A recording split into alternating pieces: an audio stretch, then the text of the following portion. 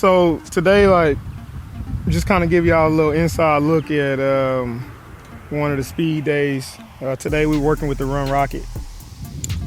The Rocket, to me, has been great, like a great addition. We're actually borrowing it to like sample it to see, you know, how we like working with it. But let Josh get his rep in.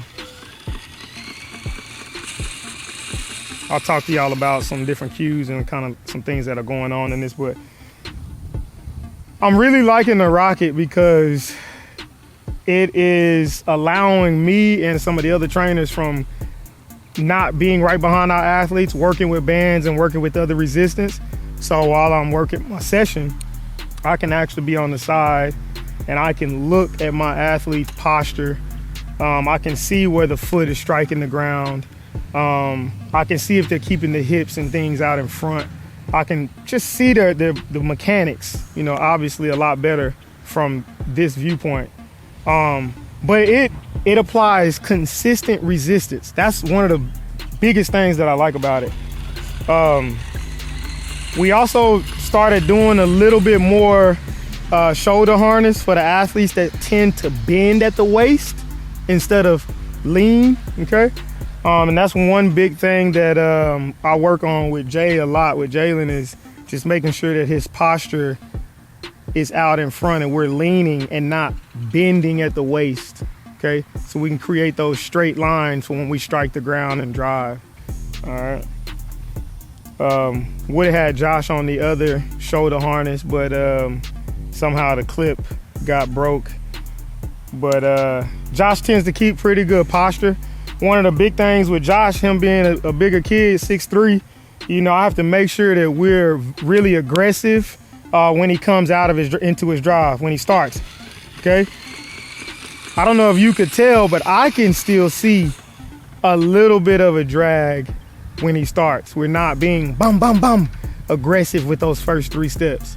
And for the guys that are really trying to work on their speed, like, we break it all the way down and we really got to hone in on that first step, that second, that third step, all right? We want to be aggressive and we want to be consistent with those first 3 steps. We got 10. Okay, and take your time. No, we don't have to go back to back to back. Take your time, yeah. Jay was sitting a little bit. So like, we're sitting here a little bit. You're leaning out, but we're still kind of sitting. We're not getting extension. So I want you long with those straight lines when you're driving out. I don't want us here, all right?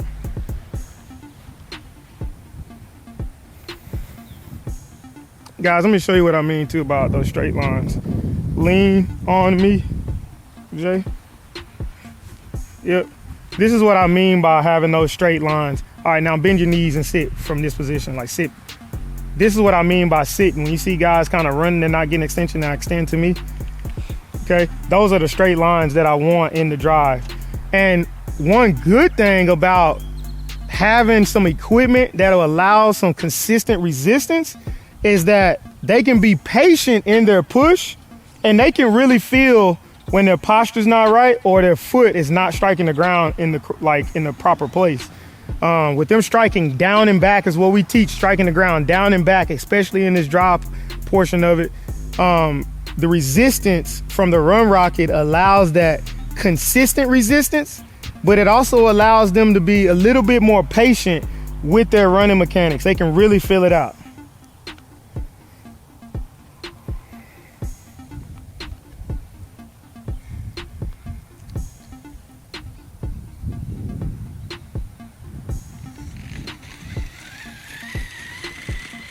Yeah, see, I like that rep better. I'm not sure if we even saw that very, very first one when he was sitting a little bit, but that one was better. And like, why use the resistance? So I want to kind of go back to the weight room on this. The reason why the weight room is important is really because of that drive phase. Like, this is really where you can display your strength, okay? So yes, everyone that's strong in the weight room gonna be fast. No, we all know that. We all know the strongest guy isn't the fastest. But I will say this, under the proper program and training, that strong athlete can have an amazing 10, 15-yard burst. They absolutely can. If they're taught the right mechanics and you take them through, you know, proper progressions and speed work, they can have an explosive start. They might not be the fastest, but they can be explosive. Push. Yes, that's better. Good. Hey, the only thing that I'm gonna say for you is as you start to get out there in 20, you can kind of feel that rocket kind of pulling you up. I want you to fight to just keep your lean. Like, I want to over exaggerate your lean through the 20. All right, don't let it, it kind of like start to pull you up.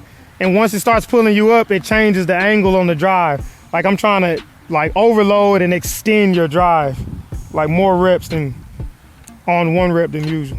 All right, kind of give y'all like a closer look at the rocket. So it has a little power box right here, little switch, you turn it on and off right here in the back. And on the screen, there's like a little resistance screen here where I haven't been up to it, but I think it might go up to like 30 or something crazy. Let's see. Yeah, it gets up there, 30. So we typically are staying in the ranges of 4 to 10.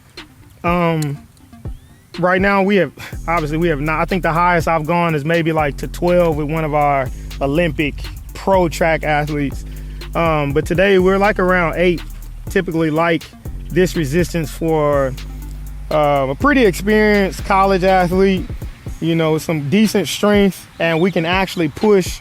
And you're not gonna get like high velocity at this resistance, but I think it allows them to run enough but still have some consistent resistance to create that patience that I want to create, really honing in on that drive phase and really working on their posture. But you can see this is like the little wheel right here that stretches out. The rocket, I believe, if I'm not mistaken, it goes out to about 30 meters. So you're gonna get a little bit over 30 yards with this. We typically are pushing out to about 20 yards. We're working 10, 15, 20 yards. As you turn this up, this is, you know, just tightening down on the wheel. And that's basically how that resistance is affecting our running strap when we're pushing out. So it seems like it's very similar to, you know, when you put the resistance on a bike and you turn the resistance up and it, you know, breaks the wheel. But yeah, nice little power box, little digital box here.